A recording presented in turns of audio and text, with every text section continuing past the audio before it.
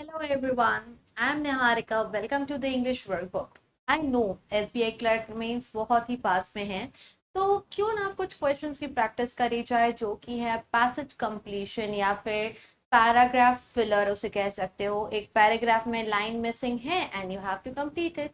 Okay, so उसी की practice हम इस सेशन में इस वीडियो में करेंगे। अगर आप फर्स्ट टाइम मेरे चैनल पर आए हो तो मैं इंग्लिश पढ़ाती हूँ, आप मुझे यहाँ और अनअकैडमी पर दोनों जगह जरूर फॉलो करिए। Subscribe the channel, hit the bell icon और लाइक और शेयर करना ना भूलें। Just to give you couple of updates, इसके पहले कि हम स्टार्ट करें तो अनअकैडमी पर ये फ्री क्लासेस है जो डेली मैं ले रही हूँ 6 PM पर। ये स्पेशल क्लासेस है, बिल्कुल फ्री है, प्रैक्टिस क्लासेस है। प्रोफाइल अनअकैडमी की डिस्क्रिप्शन बॉक्स में है, चेक इट आउट और उसमें स्पेशल क्लासेस में यहाँ पर आकर एनरोल कर लीजिएगा। After this combat is a live quiz जो आप लोगों के लिए होता है एवरी संडे, और इस बार जो संडे को होने वाला है उसमें अगर आप पार्टिसिपेट करके जीतते हो फ्री क्विज में तो आपको यहाँ पर मिलेंगे बहुत सारे एक्साइटिंग प्राइसेस। 1000 रैंक तक को मिलेंगे, iPad mini, AirPod, JBL speaker, Amazon voucher. इसकी भी लिंक आपको डिस्क्रिप्शन बॉक्स में मिल जाएगी and you can use this code NJM10 to unlock combat. Okay, जरूर अभी की अभी जाकर पॉज करके एनरोल कर लो NGM10 इस कोड का यूज करके, ताकि आप संडे 10 AM पर आपको एक अपडेट आ जाएगा, उसकी थोड़ी देर पहले की टेस्ट शुरू होने वाला है और आप लोग जल्दी से इसमें पार्टिसिपेट करके एक्साइटिंग गिफ्ट्स जीत सकते हो। फिर आपको you will also get to know कि आपकी ऑल इंडिया रैंकिंग क्या है एंड वीडियो सोल्यूशंस भी आपको इसमें मिलते हैं। अब हम बात करते हैं पैराफिलर की। ओके, सो पैराफिलर आपको 1.5 मिनट का मैं टाइम दूंगी। पैसेज को जो कंप्लीट करोगे आप कुछ इस तरीके से करोगे कि वो जो लाइन है उस ब्लैंक में लगकर या तो पैसेज को कंक्लूड करे, पैसेज से रिलेटेड हो, उसी टोन की बात हो, उसी थीम की बात हो, रेलेवेंट और कोहेरेंट होना जरूरी है। तो आप लोग क्वेश्चन अटेम्प्ट करो एंड फिर मैं आपको आंसर शो करूंगी और एक्सप्लेन करूंगी how it is to be done. 1.5 minute का टाइमर है आप लोगों के लिए। ऑप्शंस में सेंटेंसेस है।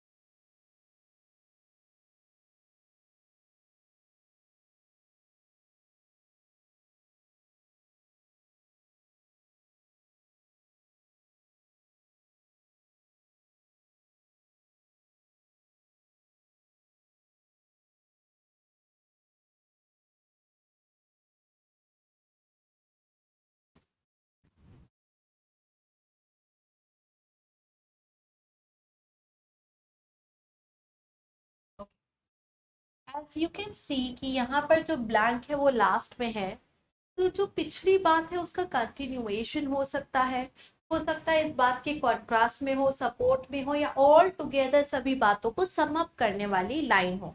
For this question answer is a. देखो अभी, ओके, आंसर है ए। और कैसे हम दूसरे जितने ऑप्शंस हैं उनमें से कितनों को एलिमिनेट कर सकते हैं। बात हो रही है यहाँ पर एक क्राउड प्लीजिंग स्टोरी की, थ्रेडलेस कंपनी की जिसकी टी शर्ट्स वगैरह है। यहाँ पर ध्यान दो, यहाँ पर एक वोटिंग सिस्टम है जो स्ट्रेट फॉरवर्ड है। यूजर्स रेट करते हैं एंड ऑफर करते हैं कमेंट। तो यूजर कैसे अपना ओपिनियन दे रहे हैं उस बात के ऊपर यहाँ पर बोला गया है, और फिर यहाँ पर एक नई लाइन आनी है। For example, it looks at how many zeros and fives a design gets. लेकिन हमारी बात इस पॉइंट पर आते आते तो यूजर्स के एंगल पर से हो रही है कि यूजर्स क्या करते, कंपनी क्या करती है, उसके बारे में नहीं हो रहा है. This is out. That's because the final decision about which teas actually get made and sold has always involved a bit of non-public number crunching. We are not talking about this again. हम यहाँ पर एक प्रकार के voting system, क्योंकि यहाँ पे rating दी जा रही है, सबमिशन हो रहे हैं, वोटिंग सिस्टम को हमने समझाना शुरू कर दिया है. तो उसी टोन में पहले कंप्लीट कर ले बात को. ये वाला भी एलिमिनेट हो जाता है. While मोस्ट विनर्स की तो बात तब है ना जब हम विनर्स के बारे में कुछ बात कर रहे हो. विनर्स ऐसे हैं, उसमें से ज्यादातर विनर्स, अचानक से विनर्स का बोलकर हम क्या करेंगे. देन यहाँ पे कैरमेकॉफ सेज, ये कुछ और ही है, कोई बोलता है एलिमिनेटिंग अगली designs before a vote. Before a vote की बात है. यहाँ तो वोटिंग शुरू हो गई है जहां पर यूजर्स रेट करते हैं इस तरीके से. Still some submissions never make it to the voting stage. Still से हम यहाँ पे थोड़ा सा कंट्रास्ट बता रहे हैं कि वोटिंग जो है काफी स्ट्रेट फॉरवर्ड है. फिर भी इतना स्ट्रेट फॉरवर्ड सीधा होने के बावजूद भी some submissions never make it to the voting stage because they ignore rules etc. जो कि रेस कॉपीराइट इश्यूज होता है और समटाइम्स बिल्कुल ऑफुल होता है. तो जो वोटिंग सिस्टम है जो कि इतना स्ट्रेट फॉरवर्ड है उसमें भी कुछ लोग नहीं कर पाते, वो फिर भी फाइनल स्टेज तक नहीं पहुंचते. तो द बेस्ट सेंटेंस जो इस वाली बात को कंटिन्यू करके खत्म करेगा वो है इस कॉन्ट्रास्ट का यहाँ पर आना, एंड इसका आंसर है A. Let's move on to the next question. आप एलिमिनेशन टेक्निक का भी यूज करने की कोशिश करो यहाँ पर इन क्वेश्चंस में, it will help you.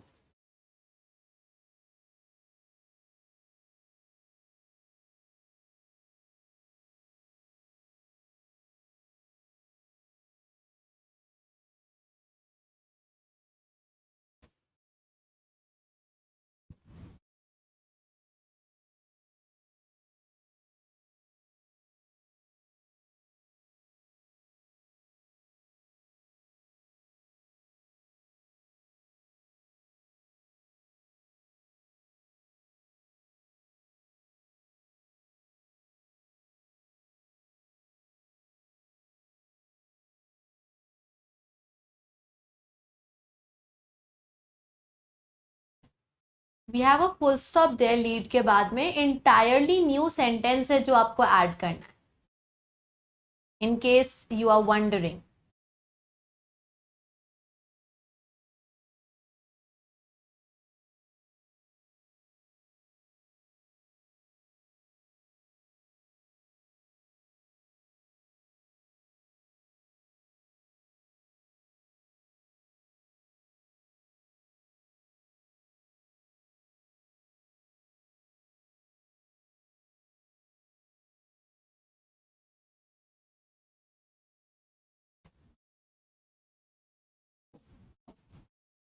Right answer is C for this one.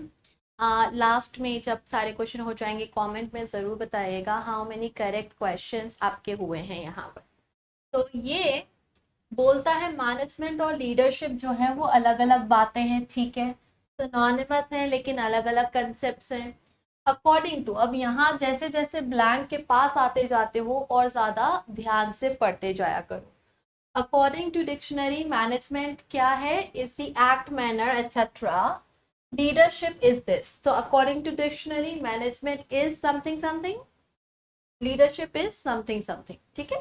अब आगे. Not only that, management is a theory and a way of doing business. देखो हम ये तब बोलते जब लीडरशिप के बारे में नहीं, केवल मैनेजमेंट के बारे में बात होती, कि ना केवल management is the act, it is not only that but also a theory and whatever it is. लेकिन हमने यहाँ पर मैनेजमेंट को पहले बताकर लीडरशिप को बोलना शुरू कर दिया. अब नॉट ओनली दैट अगर मैं यहाँ पर फुल स्टॉप के बाद बोलूंगी तो बहुत ही वियर्ड हो जाएगा. या तो मैनेजमेंट को एक बार में पूरा समझा दो या तो फिर बीच में लीडरशिप को ना रखो। तो दैट्स द केस कि पहला वाला यहाँ नहीं आ सकता।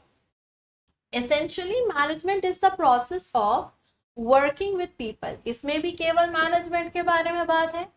In many organizations, management is a job, leadership is a positive trait.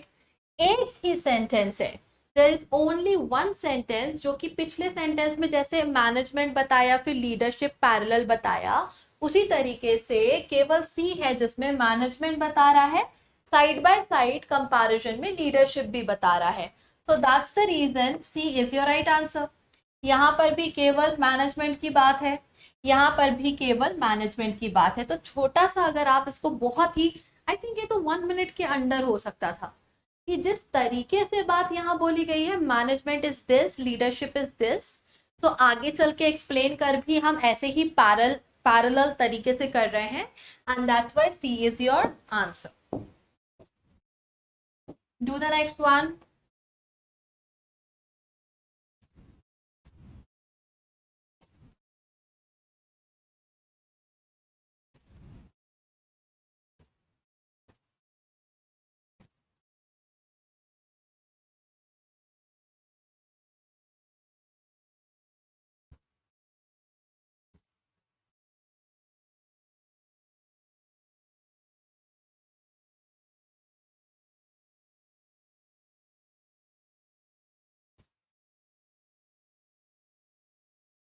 Once again eternal के बाद में फुल स्टॉप है, you have a new line to add last.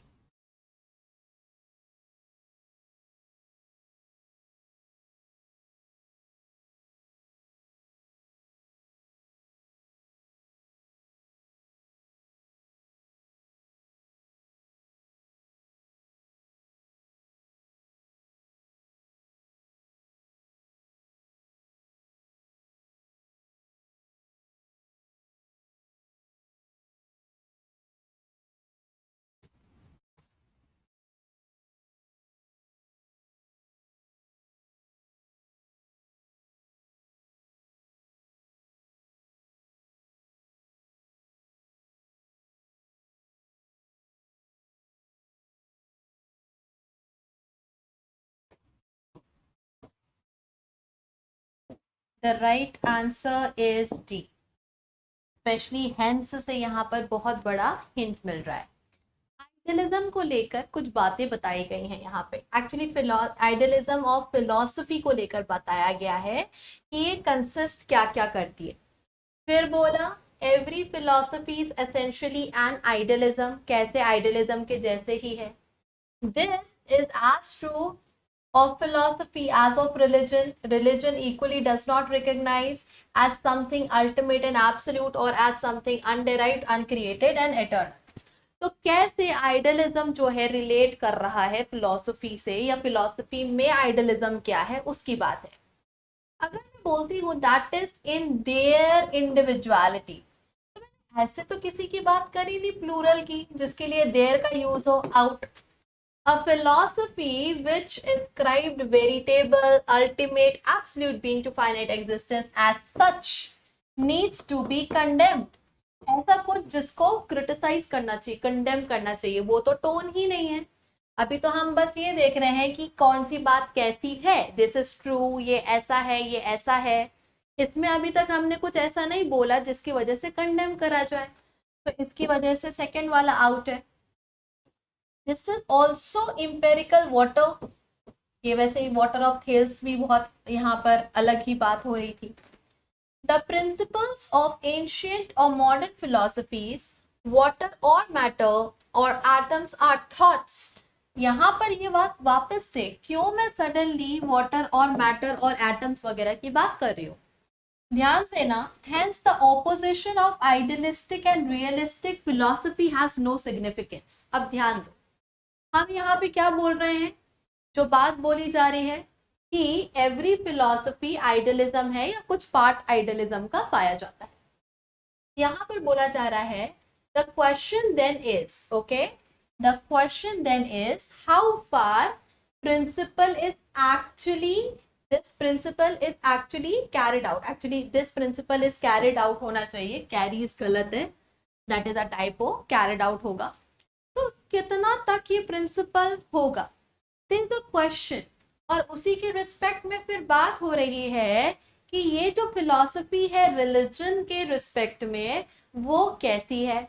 अब out of so many options the closest option जो हमको इस बात को यहाँ पर एटर्नल वाली चीज है कि अल्टीमेट है, कैसी है, तो हम यहाँ पे hence opposition of idealistic philosophy and realistic, क्योंकि यहाँ बताया है कि आइडियलिज्म से रिलेटेड है, अगर आइडियलिज्म नहीं है तो क्या है, रियलिस्टिक है, has no significance.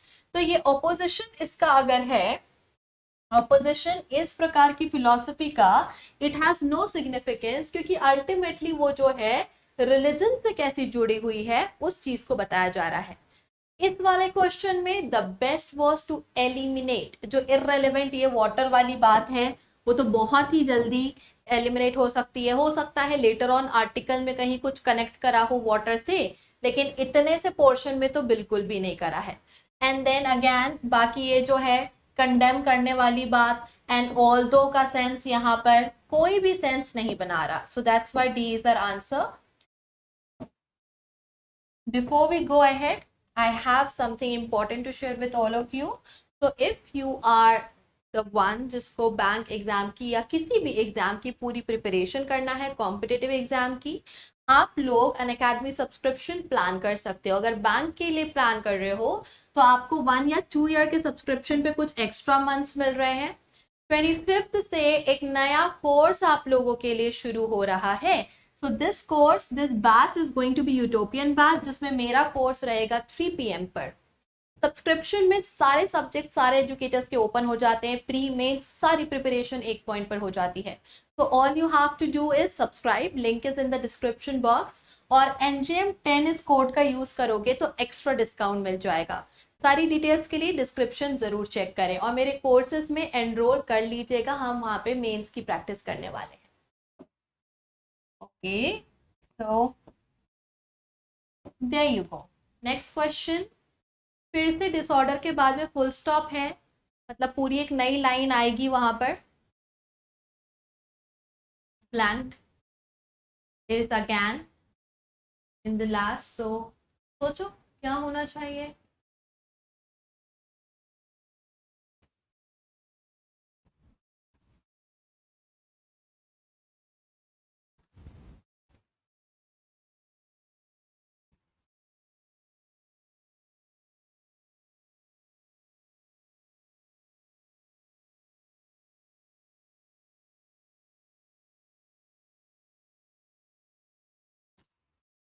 The problem, let me fix it for you. Okay, यहाँ पर है एंड यहाँ पर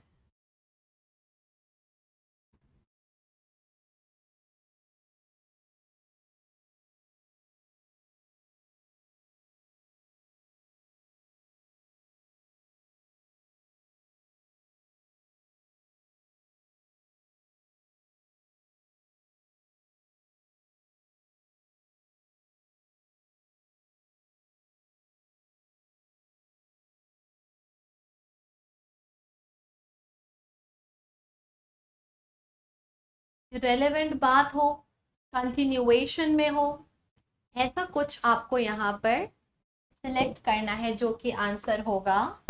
and here we have of course this जो कि आंसर है। बहुत ही सिंपल था ये तो। देखो क्या बोला जा रहा है यहाँ पर कि to what extent parents should be allowed to use genetic intervention. ऐसा क्या लिमिट है जहां तक जेनेटिकली बदलाव करने की अनुमति देना चाहिए। कंटेम्प्रेरी प्रैक्टिस इज दैट, मतलब आजकल की प्रैक्टिस है कि ये जो टेक्निक्स है इनका यूज करते हैं हम किसके लिए, ऐसे बच्चे को अवॉइड करने के लिए who would inherit a life threatening और डिसेबलिंग ऑर्डर डिसऑर्डर। मतलब किसी का ऐसा कुछ है कि जेनेटिकली वो डिसऑर्डर के साथ ही उसका बर्थ होगा, तो बस उस केस में कंटेम्प्रेरी प्रैक्टिस है कि हम ये जेनेटिक टेक्निक्स का यूज करेंगे। It is unacceptable to enhance the abilities of an otherwise healthy child. We will think upon it, थोड़ा सा रेलेवेंट है। someone who has lost their sight can reorganize their life. अब ये तो life में आगे बढ़ गया है, साइट, स्पेसिफिक साइट की बात हो रही है, कुछ ज्यादा स्पेसिफिक हो गया. allowing something bad is avoiding something bad is allowed. Something bad को अवॉइड कर रहे हो, समझ में आता है, but creating something better is not. ये कंक्लूजन है कि आप जेनेटिक टेक्निक्स का यूज करो कि कुछ बुरा होने से बच जाए बच्चा, दैट इज ओके. लेकिन ऐसा कि आप बच्चे के वे में एक इम्प्रूवमेंट चाह रहे हो, जो नेचुरली बच्चा है, जो ठीक है, आप उसको और इम्प्रूव करना चाह रहे हो जेनेटिक टेक्निक्स का यूज करके, दैट इज नॉट फेयर. तो उस तरीके से ऑथर यहाँ पर फिनिश कर रहा है कि ये टेक्निक के द्वारा डिसऑर्डर अवॉइड करना is okay. Okay, avoiding bad is allowed, but creating better, मतलब कुछ ज्यादा छेड़खानी करो कि और अच्छा बच्चा, सुपीरियर बच्चा हो, दैट इज नॉट. तो इस वजह से सी आंसर सही होगा. ये भी स्पेसिफिकली साइट की बात करता है, हमको नहीं चाहिए. Cloning produces freaks. अब सीधे क्लोनिंग के ऊपर आ गए. क्लोनिंग जेनेटिक टेक्निक्स के और गहराई में जाते तो एक अपने आप में नया कंसेप्ट है कि एकदम रेप्लिका होता है उसमें, तो वो बात नहीं हो रही है. तो ई भी सबसे पहले एलिमिनेट एक्चुअली कर देना चाहिए था. And the answer here is सी.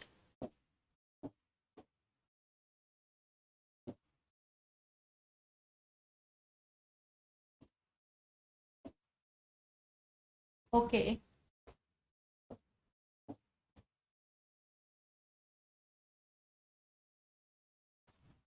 यहाँ पे फुल स्टॉप है इंस्टेड के बाद.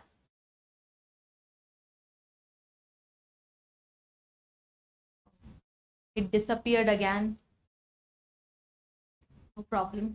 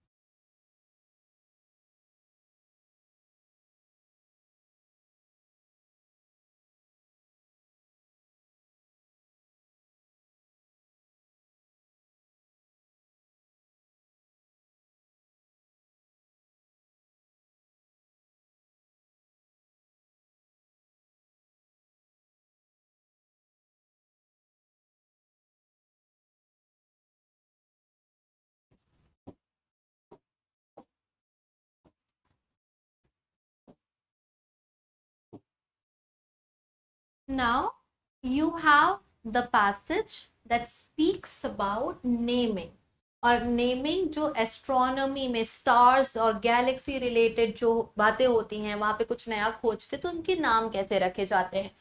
Now naming has always been tricky. Starting हो रही है नेमिंग से, स्पेसिफिकली किसी के बारे में नहीं.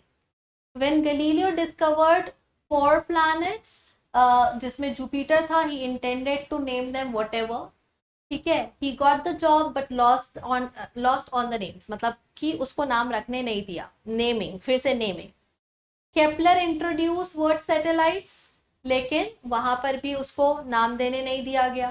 William tried to name his new planet this, but international astronomy community ने उसको यूरानस बुलाया. नाम जो है वो मतलब पूरी कम्युनिटी दे रही है. ये वाली बात पैसेज में है और फिर ब्लैंक है. How to complete it. It is an act of branding. हमें नहीं पता कि सेलेस्टियल बॉडीज की ब्रांडिंग एग्जैक्टली हो रही है कि नहीं. कुछ बहुत ही छोटी बात है ये, टू थिंक कि यहाँ पर आएगा और कंप्लीट करके देगा. जरूरी नहीं वो ब्रांडिंग हो, उसके पीछे कुछ और भी लॉजिक हो सकता है. तो ये वाला गया. It was a dog smaller than a moon, अब यहाँ पे इट अगर बोलोगे तो ये यूरानस के लिए आ जाएगा, एंड वी डोंट नो कि यहाँ पे यूरानस जो है वो ड्वार्फ स्मॉलर, एंड जहाँ तक यूरानस जो है वो ड्वार्फ प्लैनेट नहीं है, तो दैट्स वाई कुछ ज़्यादा डिटेल्स हो गई। Pluto was not massive object influencing Uranus and Neptune in their courses. Relationship नहीं बता रहे हैं हम प्लैनेट्स के बीच की, तो दैट्स वाई ये भी चला गया। Lowell Observatory was luckier with Pluto, which incorporated the initials of Boston, Brahmin, and the person का नाम इतना बड़ा जो भी है। I will not waste my time in reading because यहाँ इसको नाम रखने नहीं दिया, ओके तो सबसे पहले गलीलियो को नाम रखने नहीं मिला, केपलर ने इंट्रोड्यूस करा उसको नाम रखने को नहीं मिला, यहाँ पे किसी को इस पॉइंट तक जिसने डिस्कवर किया उसको नाम रखने नहीं मिला। लेकिन यहाँ पे लोवेल ऑब्जर्वेटरी जो थी ये लकीयर थी विद प्लूटो, जिसने उसके इनिशियल्स इनकॉर्पोरेट करे। तो आखिरकार एक ऐसा निकला जहां पे थोड़ा फेवर में काम हुआ, यहाँ पर नहीं हुआ, आखिरी में हुआ। Simple logic. फ्लो देखो, नेमिंग के ऊपर है पैसेज, किसी particular planet particular astronomical body के ऊपर नहीं है, and that's how it ends. हम यहाँ पे अगर ई देखें, yet controversy finally caught up with Pluto, but we don't know what controversy. यहाँ पे ये कंट्रोवर्सी है ऐसा नहीं बोल सकते ना, जो खोज रहा है उसका नाम रखा नहीं जा रहा, ये एक कंडीशन है या कुछ है जो यहाँ हो रहा है। इट्स नॉट लाइक कि यहाँ पे कुछ कंट्रोवर्सी है कि किसी के अगेंस्ट कुछ हो रहा है, कुछ उलझने हैं, जो भी है शायद फेयर नहीं है पर है, दैट एग्जिस्ट। उसी को अगर हम देखें तो इसी नेमिंग के केस में एक वाले जो थे देवर लकीयर, तो उनको इनिशियल्स रखने को मिल गए, तो उस तरीके की बात है, एंड इसलिए कंट्रोवर्सी वाली बात भी हम नहीं बोलेंगे। तो ये कुछ क्वेश्चंस थे, अगले सेट में मैं आपको और क्वेश्चंस दूंगी, so you all can practice more. Theme को सोचो, ये सोचो कि पैसेज कंप्लीट किस तरीके से बेस्ट तरीके से करा जा सकता है, कौन से इररिलेवेंट पॉइंट्स उसको एलिमिनेट करो और आप आसानी से क्वेश्चंस कर पाओगे। For more classes, for more practice, mains हो प्री हो, आप लोग सब्सक्रिप्शन लेने के बाद मेरे प्लस कोर्सेज ज्वाइन कर सकते हो। और एज आई टोल्ड 25 से नया कोर्स आ रहा है मेरा, 3 PM पर रहेगा। 1 सितंबर से मेंस का कोर्स आ रहा है, वो 1 PM पर रहेगा, तो आप लोग ज्वाइन करो। सब्सक्रिप्शन की लिंक डिस्क्रिप्शन बॉक्स में है, कोड है NGM10, use it, share it, I will be seeing you soon, till then take care all of you, bye bye.